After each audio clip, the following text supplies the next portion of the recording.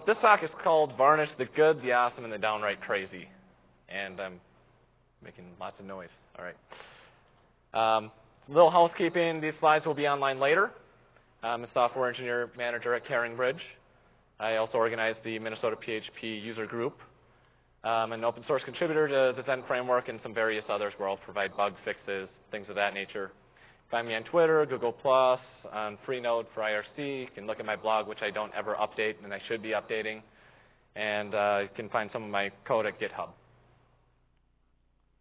So this is what we're going to talk about today. What is Varnish?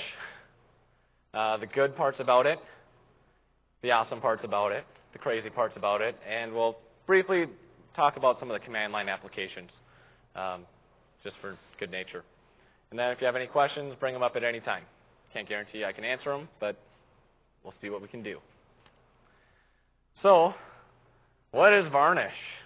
From their official statement, Varnish is a web application accelerator. You install it in front of your web application, and it will speed it up significantly.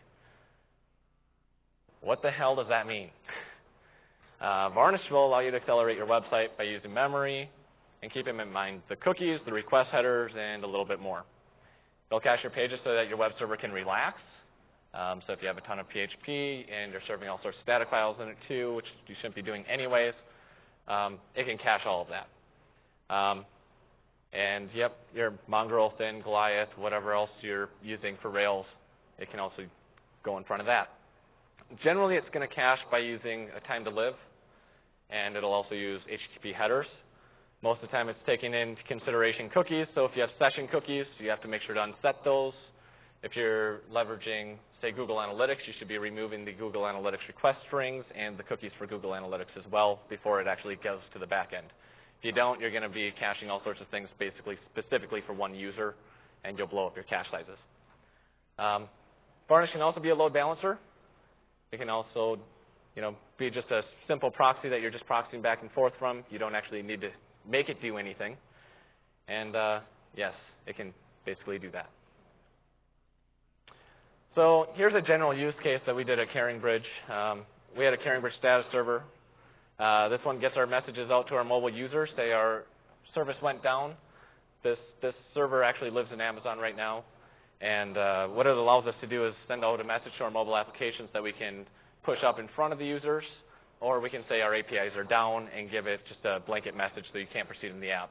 It gets rid of some of the crashing messages that you'd end up getting if the API wasn't available. So when you let the API talk to the server, we crashed and burned once before. We slammed our system status server with a whole bunch of push notifications. Everybody opened up the app all at once.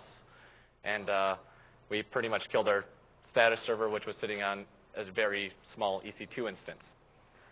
So that bad thing, we put Varnish in front of it. It's really awesome now. And so a simple graph to reflect that. So you can see the request per second on the top left.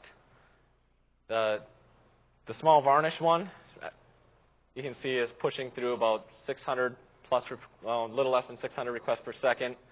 The extra large Amazon instance without Varnish couldn't even get to 100, and the small was, well, small. You also look at the time. Smallest time is better. And now you look at the small instance, which is taken up to 450 milliseconds. That's not good. And we got it down to about 45 milliseconds. Peak load on a small one we were running this. These are just simple load tests, and I'll show you the data behind them. I mean, the small Varnish yet again. The small Varnish in terms of requests. I mean, it basically handled everything we threw at it. So here's some of the rough data of how we were doing this with concurrency and everything else. You can see at the small we only did a concurrency of 10. It took 438 seconds to actually complete the request for all of those requests. So we could get 11.42 requests per second. That's really fast. Followed by 585 with the small Varnish instance. We actually crashed the extra large instance and it wouldn't respond to us. So this is just a simple use case of why you might want to put Varnish into your environment. This is just living on a simple time to live cache, and it works out really, really well. Let's get to the good part. So this part you need to listen to, and then you can ignore me for the rest of the time. Installing, read the manual. Debian, you can do it with apt-get, install Varnish. If you're using CentOS or Red Hat, only use the YEPL repo if you're on 6.0 or above. Otherwise, you're going to get 2.3 instead of the 3.0 versions. And compiling is really easy, so you might as well just get it out of Git if you can. If you're building your own RPMs or packages, do that. Makes it a lot easier. So documentation, they have an extensive documentation library. It's probably one of the better ones they will find. They have a reference manual, the tutorial, which is more like the book. And there's a lot of it, and it will make you very happy because you'll be able to find just about anything you need in there. Documentation is very accurate. You do need to read it carefully because you will miss things. And if you miss things, you might not have an ideal setup. So when you're actually going to build out the Varnish thing, focus real heavily on the VCL, which is the Varnish configuration language. It's generally 99% of what you need. And so I'm going to attempt to show you how some of this works. You're going to require the documentation to assist you. There is no live examples. So now you know. So if you're truly lazy and you want to get up and running really fast, you're using Drupal or WordPress, well, there's 2 examples already sitting there out there on their wiki that you can just plug in and use and go. They have all sorts of crazy examples in there as well. If you look at just their wiki of examples, they've got everything from embedding C into your VCL, getting your VCL to do all sorts of crazy things with your request headers, changing all the response headers coming back from your Apache instance or your whatever web server you're using in the background, and you can basically do all sorts of crazy manipulations within it. They also have things called vmods, which are just basically C extensions to Varnish that expose additional functionality. So if Slashdot hits you, this is all you really need. If you actually look at this, this is a general Varnish configuration file. You're stating your backend. This we're just calling default. You can put any name in there. You're just specifying what the backend's name is. We're running it on port 8080. We have a VCL receive, which is one of the functions you're generally always going to use. We're looking for a WordPress login or WordPress admin so that we're not caching those responses. And if it's not that, we get rid of the cookie, because the cookie is going to cache it somewhere else if we don't. And if there's cookies, definitely session cookies, it won't cache it all either. VCL fetch, we're checking to see if it's not there, and if it is hitting the WordPress login or the admin, it's going to send back a cookie, which means that your response is not going to be cached again. So you want to make sure that you unset that. So now the awesome. Yeah, go. Can you change Varnish's token to just ignore? Yeah, you can unset all of them. You can unset every single one of them and just ignore them. Our system status server, for instance, we unset all the cookies. Since we internally control it, we disabled all the request headers, because by default it's going to make a different variation based off of every browser's user agent and accept criteria. So if you unset those, you're going to actually get a higher hit ratio as well. So by default, does it actually use every header? It doesn't use every header. It uses the user agent, the accept string, and if it uses gzip or not. And might use one more, but I'm pretty sure those were the main ones. So, the awesome part is the VCL directors, and we'll go through an example in there as well.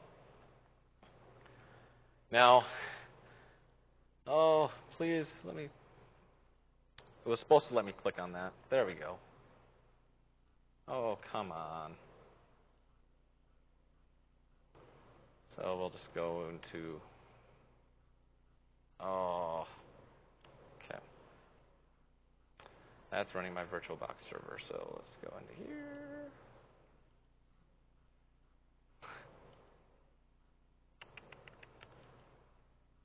Okay, so we're just going to zoom in on this because this is pretty crazy.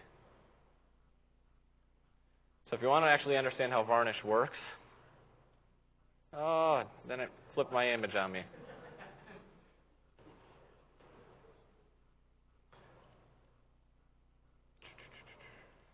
We're just going to go the standard way here. So Varnish gets a request, it receives the request, it dissects the requests, then it's going to hit your VCL receive, which is your request object. Now you have a couple different things that are going to happen here. Lookup is going to go through your cache. Pass is going to go directly over to your existing web server. Pipe is going to allow you to do direct communication back and forth. And if you error, you error. I mean, that's the end of you.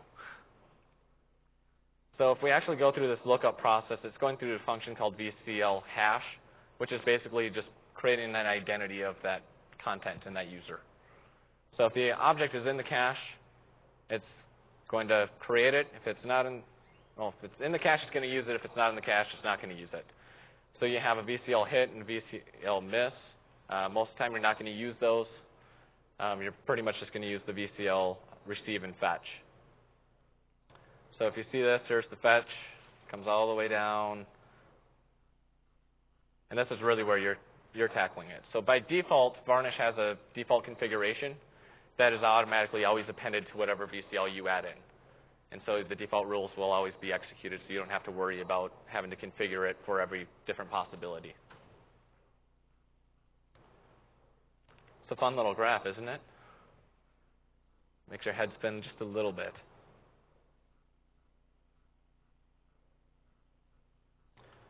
So anyways, the Varnish configuration language, it has a state engine, and that's kind of what you were just seeing.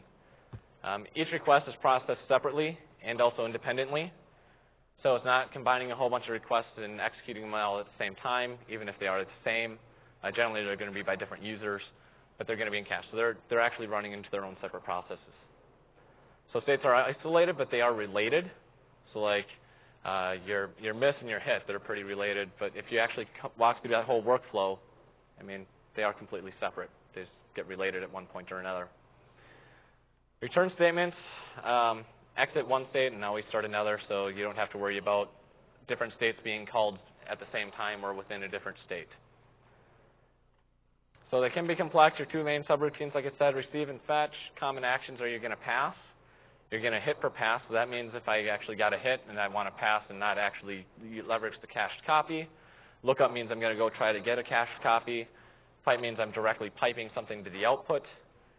And I forgot what deliver meant. Probably just to deliver it. It's basically handled by the default rule anyway. Your common variables are going to be the request object, the response object, and the object itself. The difference is that the request object is before it comes. So the request object is when it actually gets into Varnish and your pre-manipulation before it would go to a backend server. The backend response is BE response, or however you want to pronounce it. And that allows you to manipulate the headers that came back from the original Apache instance, and you can also manipulate some content. The actual object is when you actually have a cache hit. And if you try to do something on that cache hit, I believe there's one element you can change, which is the time to live. So there's more subroutines, functions, and complexity can arise based off of what conditions you're facing. Here's a list of all the subroutines. VCL init. VCL got loaded, no request yet. This is where vmod initialization comes in if you wrote your own C extension. The receive is the beginning of the request, and your request object is in scope, so you can change it, manipulate it before it hits the next step. Pipe is your client and backend data passed, and it's unaltered, so Varnish is not going to get in the way. It's going to create a direct stream between the client and the server. Pass is going to go to the backend, and it's not cached yet. Call hash data if you want to add data to that hash. So if you say you got a response back and you want to actually change it dependent on certain information that you already had, you can change that cached copy. Hit, you found it. Miss, you missed it. Fetch, you got it from the back end. Deliver, there's the deliver. It's called prior to delivery on a cached object. Wow, that was big. And errors are called on error. So if you need to log anything specific or anything else, that's where you'll do it. And the finished is basically just cleanup for anything that you already initialized. Your variables that you're going to have that are always available is now, which is the epoch time. Backend declarations, you have hosts and ports. You can use a host name or an IP address. Request processing, you have a client that has an IP and an identity. Server has an IP and port. request has all the request information. The backend request preparation, your backend request, and I misspelled one of them, but whatever.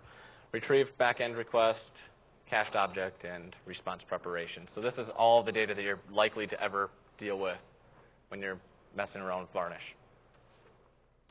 Some functions that you may or may not use. Hash data, like I said, is just going to add stuff to the string. Request host and URL is the default from the default VCL, so that's all that it's going to put in there. So if you wanted to add, say, something more unique to it, say like a piece of cookie data or something else, that's where you'll do it. And then just standard regular expressions. And the ban one is the ones that you might want to use every once in a while. This is how you actually expire content if you're not using the purge API or the purge request. Then you have directors. Directors allow you to talk to the backend servers. They're basically a glorified reverse proxy.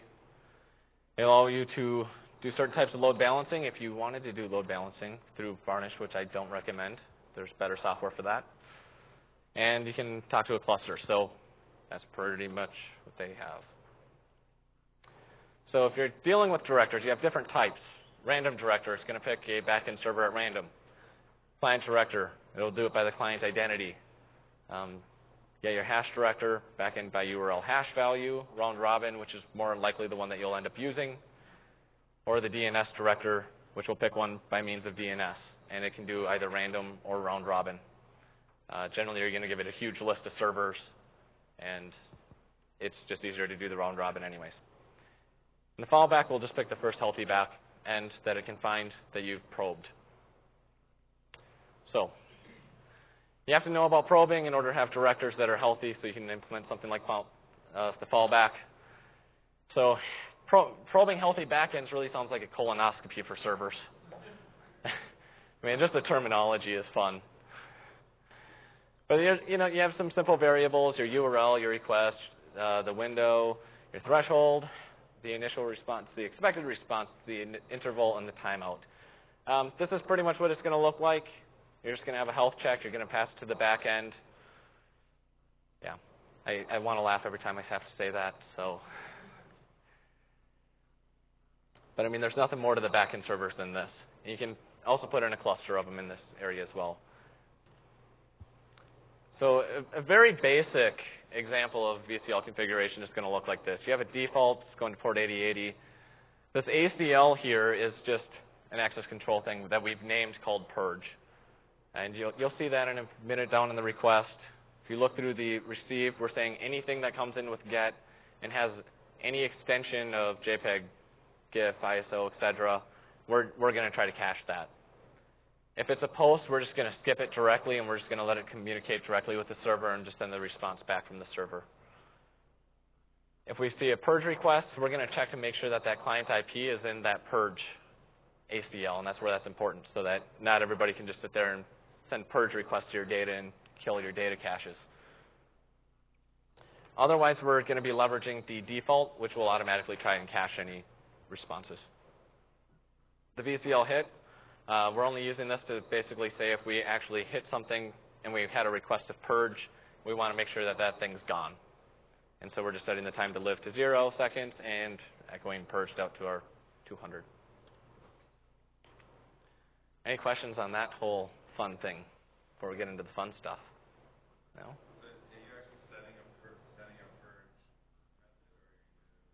Purge is automatically already set. We're just saying to handle it. So it responds to purge already. But generally, you're going to do that through the Varnish admin tool, the Varnish command line utility, through Telnet, and you can also do it through just simple HTTP using the purge request. Yep, if you wanted to ban it directly from the configuration. You can also directly manage this configuration through the Varnish utility command line as well while it's loaded, so you don't have to do any restarting. So the crazy part, we have edge side includes, purging, and vmod. So edge side includes, this is how you really deal with your dynamic content so that you can display, say, your user data everywhere. Say you want to display other unique information that's dependent on the user that's involved, you're going to want ESI. ESI is just edge side includes. There is a draft format out there. I think it's in the W3C. It's been out there for a very long time. Varnish supports the very limited implementation of it. So there's include, there's remove, and then there's basically a HTML comment ESI in case the ESI command is disabled, which it is by default. So when you're thinking about ESI, you want to treat it like you would be handling a Java, well, or an AJAX call replacing a content layer on your page. It's going to expect full HTML. Anything that looks like XML is going to be fine. Otherwise, you need to reconfigure how that's going to work. So if you look at a diagram, we have some personalized content called user.php. Yeah, I stole this from the documentation, by the way, so I know it's right. So the article is cached, and we know that the article is cached. But with the ESI, we can say, hey, we need to include this user information. It's going to go fetch that user information, inject it back into that article, and serve it. So that way you don't have to go and render the full page. You can actually keep a partial cached copy and actually build the page from Varnish itself, which is one of the biggest strong points. So do you have like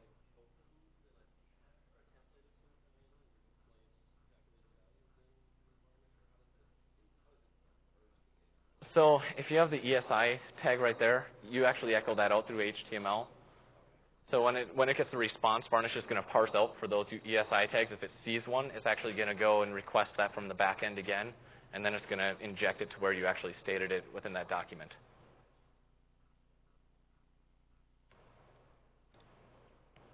All right. So if you're using ESI in the VCL fetch method, you have to set it to be on. So you're basically just saying, hey, from this backend response, I want you to process the ESI tags that are within this document. And by default, the ESI will still cache the responses, so you're probably not going to want those cached. So you'll likely add just an exclusion if you need it. So say it's username stuff. I mean, it will take into consideration certain identity data, and you can actually set hash data to say, you know, I do want you to cache this one person's user data, and it will still do it. And that way you can make it unique, so that's where your hash comes in. So by this one, we're just saying, you know, we're just going to pass. We don't want you to do anything with it. Just continue on and send it back to the browser. So when you're actually looking at this, there's a couple command line utilities that you're going to want to look at, which is Varnish stat and Varnish log. So if you want it to cache, make sure it's caching in there. If you don't want it to cache, make sure it's not. It won't be anything worse than going to production and caching something that you're not supposed to, and all of a sudden, you know, Joe logs in and it says Mary. I don't think anybody would be happy with that. So a quick example of this is we're going to include our user header, you know, whatever arbitrary file that we want it to do. It's just going to make an HTTP request to it. And if you don't want to do it, you can include the user header, which is not what you want to do because then you processed it anyways. But as primarily an example, you're going to want something there. So if you do have it disabled, say we just don't display any login information. We don't display any user-specific information. We're just going to display nothing. So purging. You know, beer, anyone? Sometimes you just need to purge, so don't drink too much tonight. You're not going to want to do that if you do. Find a DD or a cab. It'll be in your best interest. So we have some various ways of purging. We have the Varnish admin command line utility, which is the old finger in the back of the throat. New sockets over 6082. Yep, Epicac is probably overkill. And HTTP is probably your sexiness. Sending HTTP requests is pretty easy. If you use something like this, Varnish admin, we're saying, hey, I want to talk to this server on this port. We're going to purge it. So they're all pretty much exactly the same. I'm only showing you the telnet version of this for port 80 just because it was easier. So that's all you need to do to purge data out of the queue if you don't want to do it in VCL, which you're likely not going to want to. There's also extensions built on top of PHP. Then probably sure there's bindings for other languages as well that you can directly talk to Varnish as well through the administration layer. So the sexy version of purging, yeah, it's a punchline, distributed purging. Don't do it all at once, folks.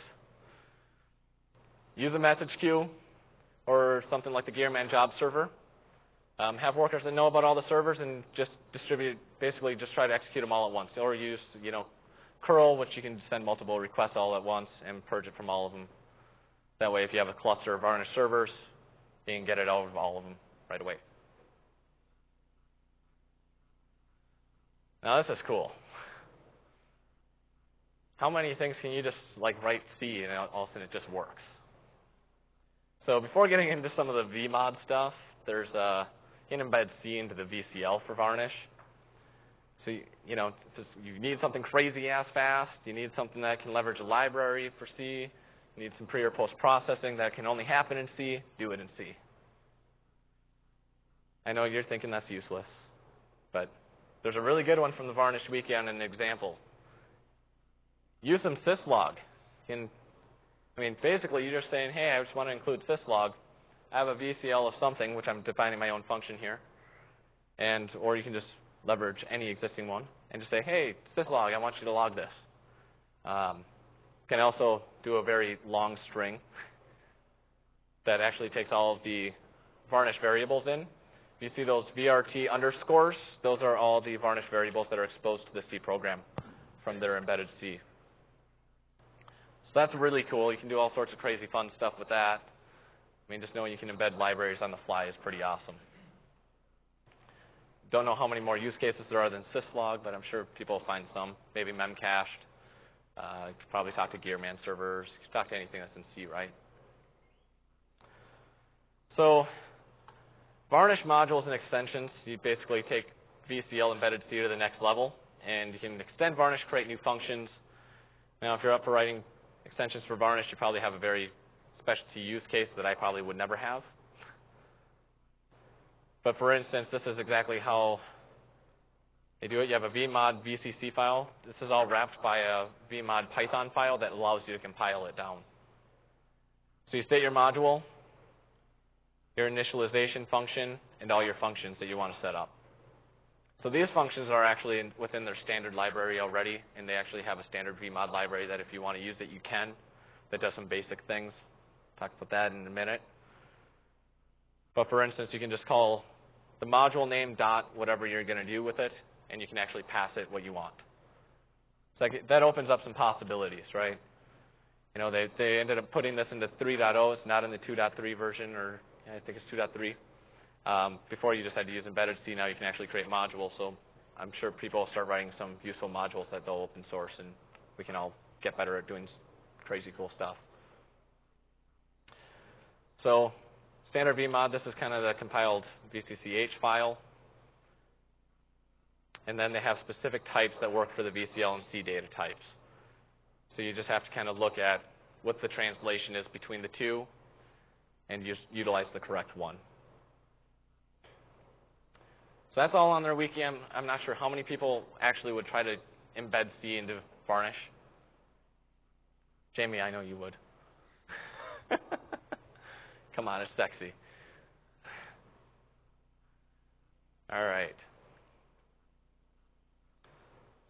So anyways, you can read up more on that. It's got all sorts of crazy cool stuff.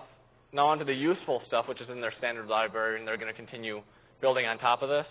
Right now they have a to-upper method, a to-lower method, setup TOS, random log, syslog.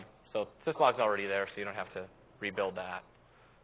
File reading, so if you needed to read a static file on the file system, you could do that as well. And figure out some durations, integer, and collections. So vmod is pretty awesome. You should use it. Here's all the command line apps that come with Varnish. The main one is Varnish that you'll likely use most of the time. It allows for most of the parameter handling, simple gathering of just about anything that you need. Where it lacks is where all these other ones come in. Varnish log is going to give you a continual stream of your log that's actually getting pushed into shared memory. Varnish size is going to tell you what's really kind of hitting the peak in terms of your cache ratios. You can also size your box appropriately for that. Since most of this is in memory, you're going to need a box that can size it correctly. Varnish admin is your administration interface. This is direct administration to the CLI, where you're actually writing the commands directly against the CLI. So the main Varnish one is where you're going to use that the most, because it has all those commands generally built in that you will use.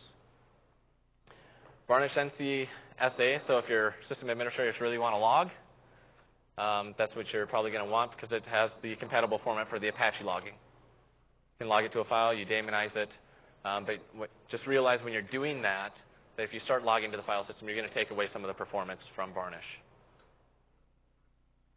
Varnish stats is going to tell you all about what you want to know about your content, what's being cached the best. Varnish top will let you know everything that's going on within the system. Varnish history can give you a history. The really cool one is Varnish replay. Varnish replay can take a log and replay it against your backend servers to prime your caches. And Varnish test if you want to make sure something's working. So just some simple questions, what is Varnish doing, what it's doing right now, how do I debug what's happening?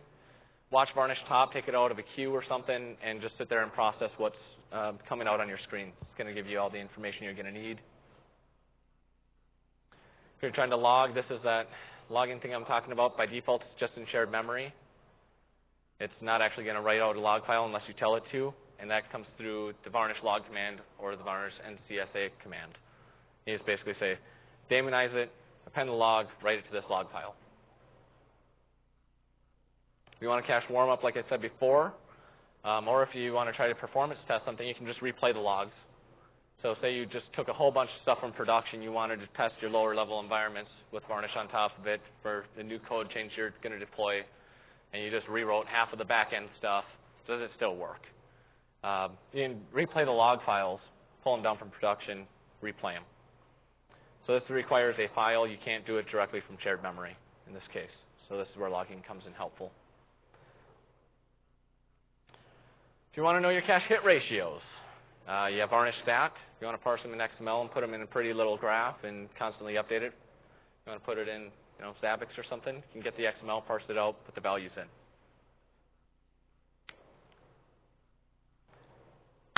There we go. All you wanted to know about Varnish in 30 minutes, 35 minutes. I think.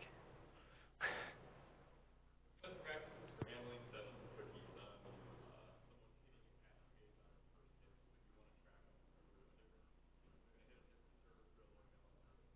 What's the best way to set a cookie and track them? want to set a cookie so you can track them? It's a good question. You'd probably want to pass through something like ESI because I don't think there's a better way of doing that unless you're logging it out to a file. Is there a way to set headers through ESI? No, but you can do it through VCL. So the ESI is just going to make another request, so you can actually set headers within the VCL itself based off of the request match on the URL. So what we were looking at was using ESI and sending through, hitting our server routing session ID, sending it back through, and having it set in a cookie using JavaScript. But, That's a little ugly. 100%. So is there a reason why you want the session identifier at that point?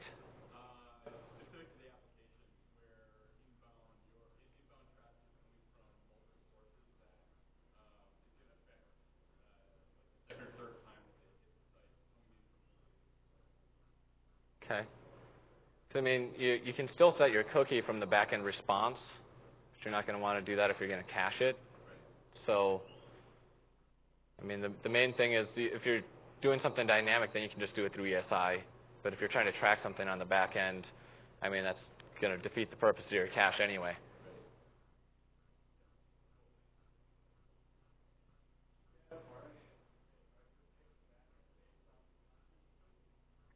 Rewrite the back end based off the reason?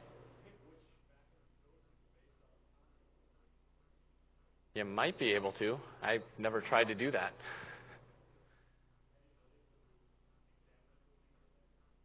Yeah, you can see the cookies, and I'm not sure if you can examine all the results. I know you can see if there's certain cookies there.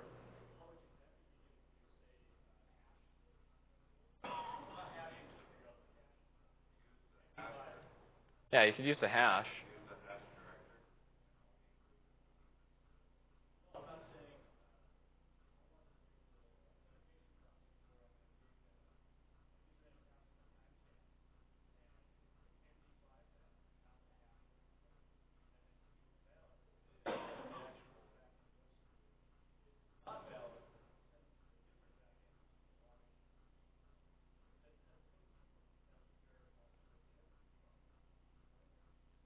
A little bit, I guess. I mean, hash. I think I'd agree with Jamie on this one of just using the hashtag. I mean, if you have the hash, you can set one distinctly for one or another. But you're talking about validating that cookie within Varnish itself.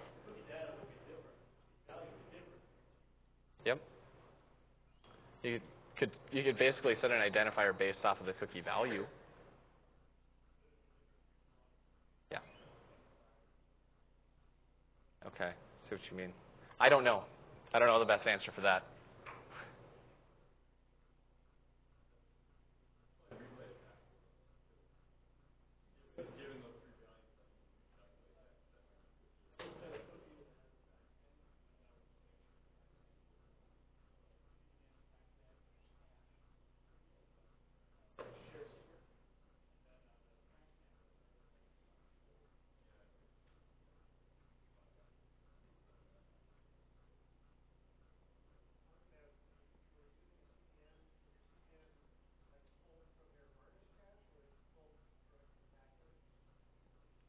If you're already using a CDN, you probably want to have Varnish cache the result.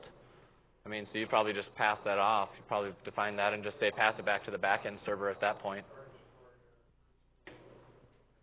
You're going to want to use Varnish for anything that you want to have cached. I mean, that's pretty much it. If you already have a content delivery network, that's what that's doing. I mean, Varnish in and of itself, if you look at it, is basically just a glorified content delivery system. I mean, you're basically caching it exactly how they would be caching it, except they're not distributing it across like n tiers. So there's no sense in doing it twice, I guess is my point. You're just taking up more memory on your machine at that point. What is Varnish's footprint? Depends on what you're caching. I mean, if it's fairly small, it's going to be really small. I mean, it just uses shared memory for just about everything. And so you... Correct. It is a single process with child processes, much like Apache does. And you can actually restart those if you want to. It's all through the Varnish command line. Yeah.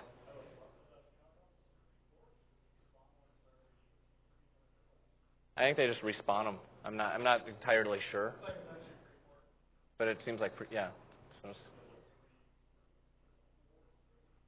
Yeah. And you can tune the threads on it and everything else as well through the daemon process. Correct.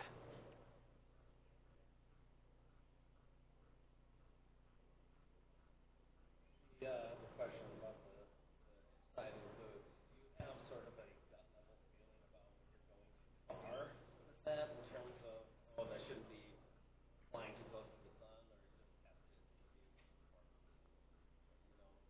Well, I mean, if you're just wrapping a basic layout and there's nothing else that's going to be happening on there, I don't see the point in doing that because that's already going to be speedy. But one or two items, and then you kind of like call it quits. I assume, or if it's really well, powerful, you really can do a lot of dynamic calculations without hitting the performance. well, your performance is all based off of how fast you're going to get the stuff from the back-end server. Right. The more ESI you're going to have on the page, the more requests it has to make to go get that data. So that's going to be your slowdown, right? Is the back-end server still going to be the bottleneck in that case?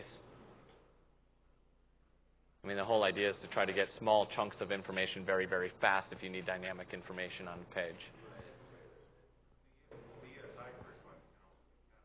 Yes, it can. Yep. Probably have different TTLs on it. You'd probably want to store it based off of the user identity rather than anything else. So at that point, I'd just end up using memcache within my PHP code. So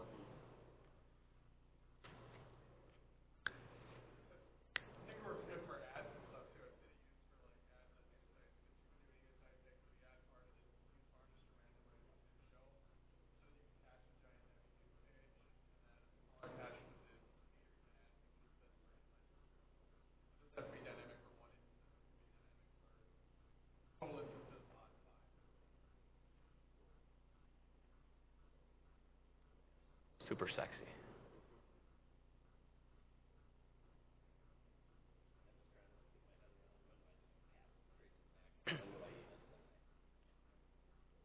Depends on what you're rendering, right? You know, if it's a full page with a big user stream, well, I don't know if you're going to gain anything there.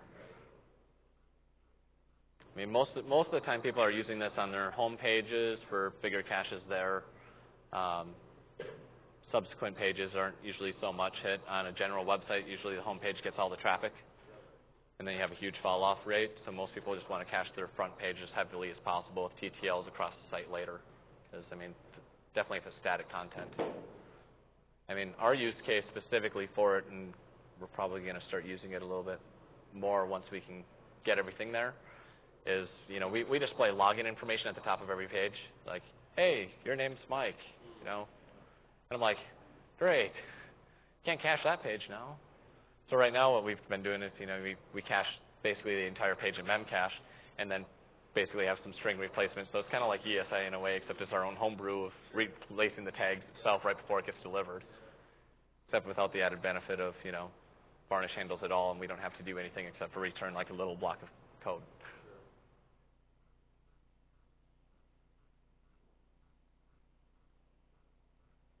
What else is on people's minds that they're questioning about Varnish? Super, super awesome. One note about SSL, you're not going to get very far. Oh, really? Yeah. Well, you got to make that extra call. Correct. Hey, you know what? There's vmods with C if you want to write an open SSL extension for it. I mean.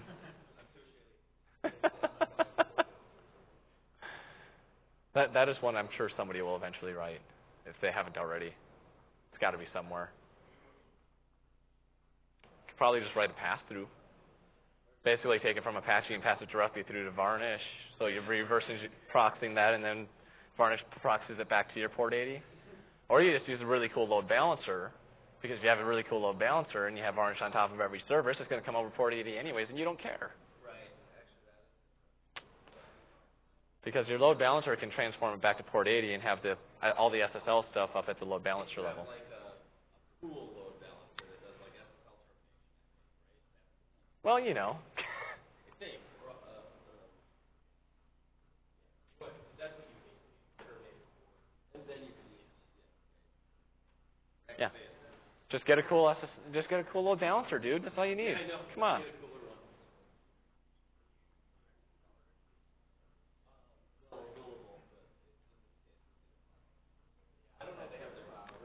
I'm just going to close this thing up then. Woohoo!